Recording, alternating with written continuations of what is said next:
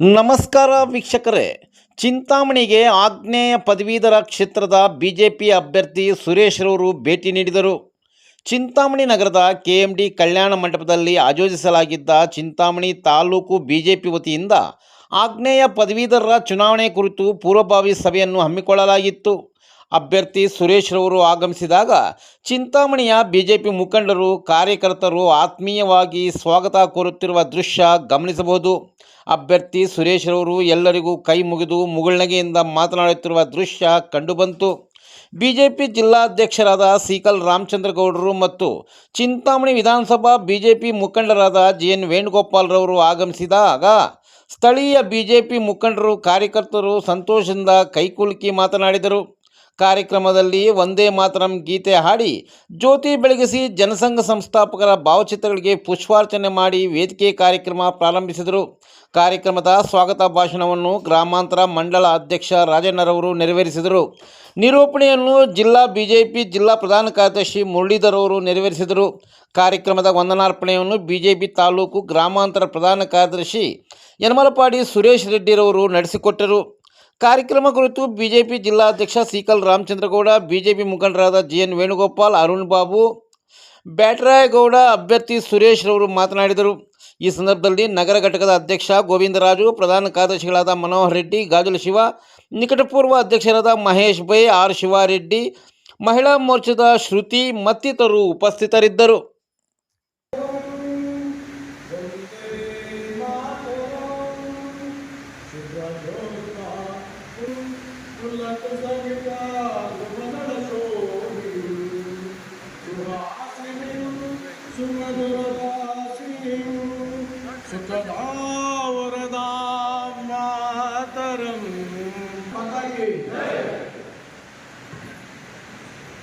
ಏನು ನಮ್ಮ ಗ್ರಾಮಾಂತರ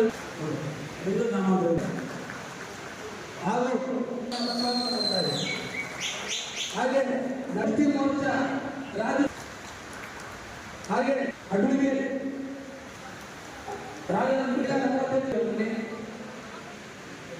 ಹಾಗೂ ಅಶ್ವಥರೆಡ್ಡಿಯವರು ವಾಸಲ್ಲಿ ನಮ್ಮ ಅಗತ್ಯ ನಾಯಕರು ಅವರು ಬರಬೇಕು.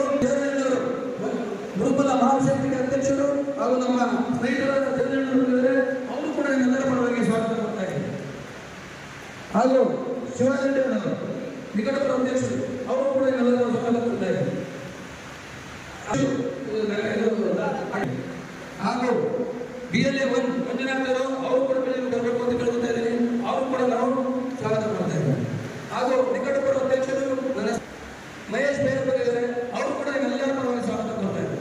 ಹಾಗೆ ನಗರಸಭೆ ಸುಧಾರಿರ್ತಕ್ಕಂಥ ಶಿವಣ್ಣವ್ರ ಮುಂದೆ ನಾವು ಸ್ವಾಗತ ಮಾಡ್ತೇವೆ. ಹಾಗೂ ಪದವೀಧರರು, ಮತದಾರರು ಹಾಗೂ ಎಲ್ಲರಿಗೂ ಇಲ್ಲಿ ಬಂದಿದ್ದಾರೆ. ಹಾಗೂ ನಮ್ಮ ಸಂಚಾಲಕರಾದ ಈ ಸಂಚಾಲಕರಾದ ಆನಂದ ಬಂದಿದ್ದಾರೆ, ಅವರು ಕೂಡ ಸ್ವಾಗತ ಮಾಡ್ತಾರೆ. ಹಾಗೂ ಏನು ಪ್ರಧಾನ ಕಾರ್ಯದರ್ಶಿಗಳಿದ್ದಾರೆ, ನಗರ ಭಾಗದ ಪ್ರಧಾನ ಶಿವಣ್ಣ ಇದ್ದಾರೆ, ಅವರು ಕೂಡ ಸ್ವಾಗತ ಮಾಡ್ತಾ ಇದ್ದಾರೆ.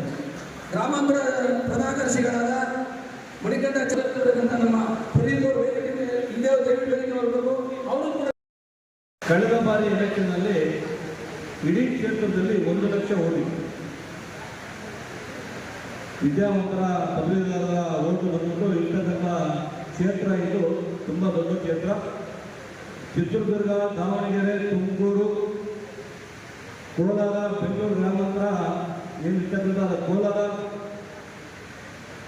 ಚಿಕ್ಕಬಳ್ಳಾಪುರ ಜಿಲ್ಲೆಯಲ್ಲಿರ್ತಕ್ಕಂಥ ಓಟು ಕಳೆದ ಬಾರ ಎಲೆಕ್ಷನ್ನಲ್ಲಿ ಬರೀ 1 ಲಕ್ಷ ಇತ್ತು. ಆದರೆ ಈ ಸರಿ ವೋಟರ್ಸ್ ಸಂಖ್ಯೆ 1,75,000 ಮೀರಿ ಮುಂದಕ್ಕೆ ಹೋಗಿದೆ. ಈ ಬಾರಿ ಎಲೆಕ್ಷನ್ನಲ್ಲಿ ನಮ್ಮ ಚಿಂತಾಮಣಿಯ ವಿಧಾನಸಭಾ ಕ್ಷೇತ್ರದಲ್ಲಿ 7,000 ಮತದಾರರಿದ್ದಾರೆ. ಅಂದರೆ ಟೌನ್ನಲ್ಲಿ ಎಲ್ಲ ಗ್ರಾಮಾಂತರ ಗ್ರಾಮಗಳಲ್ಲಿ ಇಡೀ ಗ್ರಾಮಕ್ಕೆ ಕೂಡ ಸಂಪೂರ್ಣವಾಗಿ 7,000 ಮೀರಿ 8,000ವರೆಗೂ ಮತದಾರರು ಈ ಸರಿ ಏನು ಇವತ್ತು ನಮ್ಮ ಚಿಂತಾಮಣಿ ವಿಧಾನಸಭಾ ಕ್ಷೇತ್ರದಲ್ಲಿರ್ತಕ್ಕಂಥ ಮತದಾರರು. ತಾವೆಲ್ಲ ಏನಿವತ್ತು ಎಲ್ಲ ನಮ್ಮ ಮುಖಂಡರು, ಎಲ್ಲ ಮಂಡಲದ ಗ್ರಾಮಾಂತರ ಹಾಗೂ ನಗರ ಮಂಡಲದ ಗ್ರಾಮಾಂತರದ ಅಧ್ಯಕ್ಷರವರ ನೇತೃತ್ವದಲ್ಲಿ ಸಭೆಗೆಲ್ಲ ಬಂದಿದ್ದರೆ ಶಕ್ತಿ ಕೇಂದ್ರ ಮಹಾಶಕ್ತಿ ಕೇಂದ್ರ ಹಾಗೂ ಗ್ರಾಮ ನಮ್ಮ ನಗರದಲ್ಲಿರ್ತಕ್ಕಂಥ ಏನು ಮುಖಂಡರು ಬಂದಿದ್ದಾರಲ್ಲ ಎಲ್ಲರೂ ಕೂಡ ಅವರವರ ಕ್ಷೇತ್ರದಲ್ಲಿ ಅವರ ಊರುಗಳಲ್ಲಿ ಇರ್ತಕ್ಕಂಥ ಮತದಾರರನ್ನ 1 ಸರಿ 2 ಸರಿ 3 ಸರಿ 4 ಸರಿ ನಾವು ಮಾತಾಡಬೇಕಾಗುತ್ತೆ. ಯಾಕಂತೇಳಿದ್ರೆ ಇವತ್ತು ಇಡೀ ದೇಶದಲ್ಲೇ ಕಾಂಗ್ರೆಸ್ 50-60 ವರ್ಷಗಳಿಂದ ಏನು ದೇಶ ಆಳ್ಕೊಂಡು ಬಂದಿದೆ. ಮೋದಿಜಿಯವರ ನೇತೃತ್ವದಲ್ಲಿ ಬಿಜೆಪಿ ಸರ್ಕಾರ ಇವತ್ತು ದೇಶದಲ್ಲಿ 75% ಹೆಚ್ಚಾಗಿ ಇವತ್ತು ಬಿಜೆಪಿ ಇದೆ.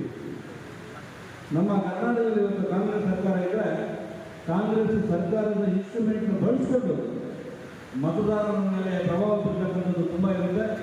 ಎಲ್ರಿಗೂ ಹೇಳಬೇಕು, ಮತದಾರರಿಗೆ ದಾರಿ ತಪ್ಪಿಸ್ತಕ್ಕಂಥ ಕೆಲಸ ಮಾಡ್ತಕ್ಕಂಥ ಕಾಂಗ್ರೆಸ್ ಏನು ನಡೆ ಇದೆಯಲ್ಲ ತಾವೆಲ್ಲ ಎಲ್ಲರೂ ಹೇಳ್ಬೇಕಾಗುತ್ತೆ. ಯಾಕಂತೇಳಿದ್ರೆ ಮುಂದಿನ ಎಲೆಕ್ಷನ್ನಲ್ಲಿ ಕೂಡ ಈ ಬಾರಿ ಇರ್ತಕ್ಕಂಥ ಕೆಲವೇ ಕಾಂಗ್ರೆಸ್ ರಾಜ್ಯಗಳಲ್ಲಿ ನಮ್ಮ ರಾಜ್ಯ ಕೂಡ ಒಂದು. ಮುಂಬರುವ ಎಲೆಕ್ಷನ್ನಲ್ಲಿ ಕಾಂಗ್ರೆಸ್ ಇರ್ತಕ್ಕಂಥ ಮುಖಂಡರು ಹೇಳ್ತಾರೆ ನಮಗೆಲ್ಲ ಈ ಸರಿ ಬರ್ತಕ್ಕಂಥ ಕಷ್ಟ ಇದೆ, ಬಿಜೆಪಿಗೆ ಈ ಸರಿ ಇವತ್ತು ಒಲವಿದೆ, ಹಾಗಾಗಿ ಮುಂದಿನ ಚುನಾವಣೆಯಲ್ಲಿ ಬಿಜೆಪಿ ಬರ್ತಕ್ಕಂಥದ್ದು ಮುನ್ಸೂಚನೆ ಇರೋದ್ರಿಂದ ಈ ಒಂದು ಎಲೆಕ್ಷನ್ ನಮಗೆ ತುಂಬ ಇಂಪಾರ್ಟೆಂಟ್ ಇದೆ. ಹಂಗೆಲ್ಲ ತಾವೆಲ್ಲ ಯಾರೆಲ್ಲ ಇದ್ದರೆ ಇವತ್ತು ನಮ್ಮ ಮುಖಂಡರು ಎಲ್ಲ ಮತದಾರರನ್ನು ಸಂಪರ್ಕ ಮಾಡಿ ಅವರೆಲ್ಲ ಬುದ್ಧಿವಂತರು ಮತದಾರರು. ಯಾಕಂತೇಳಿದ್ರೆ ಪದವೀಧರೆಲ್ಲ ಬುದ್ಧಿವಂತರು ಏನು ಜಾಸ್ತಿ ಹೇಳೋಂಗಿಲ್ಲ, ಅವರಿಗೆಲ್ಲ ಗೊತ್ತಿರ್ತದೆ. ಆದರೆ ಮತ ಯಾಚನೆ ಮಾಡೋದಕ್ಕೆ ನಮ್ಮ ಸುರೇಶರು ಈ ಒಂದು ದೊಡ್ಡ ಕ್ಷೇತ್ರ ಇರೋದ್ರಿಂದ ಅವರಾಗೇ ಬಂದು ಮತ ಕೇಳೋಕ್ಕಾಗೋದಿಲ್ಲ. ತಾವೇ ಬಿಜೆಪಿಯ ಕ್ಯಾಂಡಿಡೇಟ್ ಅಂತ ಹೇಳಿಕೊಂಡು ಅವರ ಪರವಾಗಿ ನಾವೆಲ್ಲ ಮತ ಹಾಕಬೇಕಾಗುತ್ತೆ. ಹಂಗಾದ್ರೆ ಎಲ್ಲರೂ ಜವಾಬ್ದಾರಿ ತಗೊಂಡು ಈ ಬಾರಿ ನಾವು ಬಿಜೆಪಿಯ ಕಳೆದ ಬಾರಿ ಕೂಡ ನಾವು ಬಿಜೆಪಿ ಗೆದ್ದಿದ್ವಿ. ಈ ಕ್ಷೇತ್ರ ಸುಮಾರು ಸರಿ JDS ಗೆದ್ದಿದೆ, ಬಿಜೆಪಿ ಯಾವತ್ತೂ ಕಾಂಗ್ರೆಸ್ ಗೆದ್ದಿಲ್ಲ. ಈ ಬಾರಿ ಕಾಂಗ್ರೆಸ್ ಸರ್ಕಾರ ಇರೋದ್ರಿಂದ ಸರ್ಕಾರದ ಇನ್ಸ್ಟ್ರೂಮೆಂಟ್ನ ಬಳಸ್ಕೊಂಡು ಅವ್ರು ಎಲೆಕ್ಷನ್ ಮಾಡೋಕ್ಕೆ ನೋಡ್ತಾರೆ. ಆದರೆ ದಯಮಾಡಿ ಯಾರು ಮನೆಯಲ್ಲಿದ್ದೀರಾ ಎಲ್ಲರೂ ಕೂಡ 1 ಸಾರಿ ಅಲ್ಲ 2 ಸಾರಿ ಅಲ್ಲ 3 ಸಾರಿ ಮತದಾರರನ್ನು ಸಂಪರ್ಕ ಮಾಡಿ ನಮ್ಮ ಕ್ಯಾಂಡಿಡೇಟು ನಮ್ಮ ಸುರೇಶನ್ನ ಜಯಸಿಂಹರನ್ನು ಮಾಡಿದ್ರೆ ಬಿಜೆಪಿ ಇದ್ದಂಗೆ ಮೋದಿಜಿಯವರ ಕೈ ಗಟ್ಟಿ ಮಾಡ್ತಾರೆ. ಹಂಗಾಗಿ ಇದೊಂದು ಸಾಕಷ್ಟು ನಮ್ಮ ಭಾಗದಲ್ಲಿ ಮಾಡುವಂಥ ಇವತ್ತಿನ ಆಗ್ನೇಯ ಪದವೀಧರ ಕ್ಷೇತ್ರದಲ್ಲಿ ಬಿಜೆಪಿ ಅಭ್ಯರ್ಥಿಯಾದಂಥ ಸುರೇಶ್ ಅಣ್ಣವರಿಗೆ ಅವರಿಗೆ ಇವತ್ತು ಸೀಟ್ ಕೊಟ್ಟಿರ್ತಾರೆ.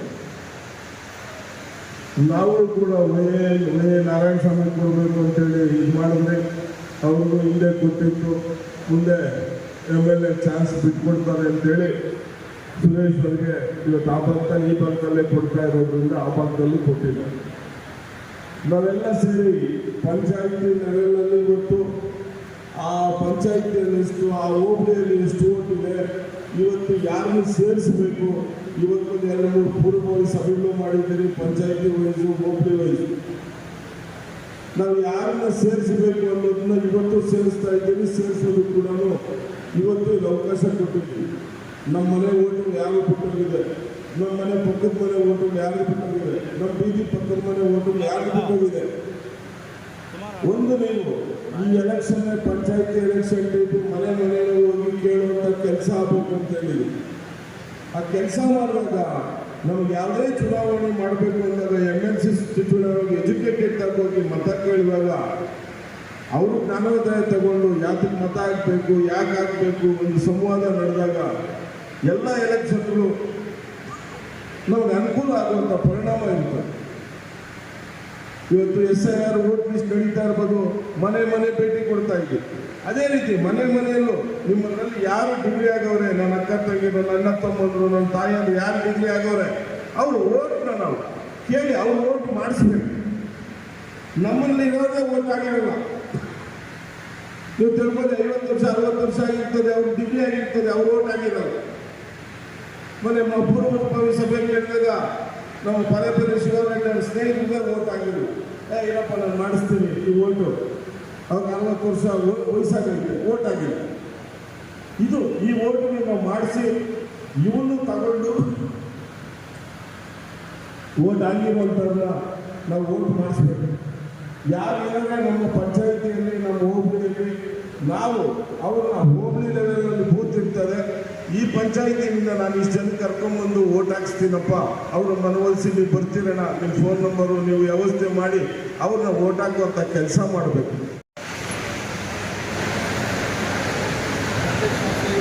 ಚುನಾವಣೆಯಲ್ಲಿ ಗೆಲ್ಲಿಸಿ ಕರ್ಕೊಂಡು ಬಂದ ಮೇಲೆ ಸನ್ಮಾನವನ್ನು ಮಾಡೋದಾಗಿದೆ. ಅವರಿಗೆ ನಮ್ಮ ಮಂಡಲದ ಅಧ್ಯಕ್ಷರಾದ ರಾಜನಾಥ ಗೌಡರಾಜನವರ ಕೈಯಿಂದ ಅಭಿನಂದನೆಗಳು. ಈ ಕಾರ್ಯಕ್ರಮಕ್ಕೆ ಎಲ್ಲ ಚಪ್ಪಾಳೆ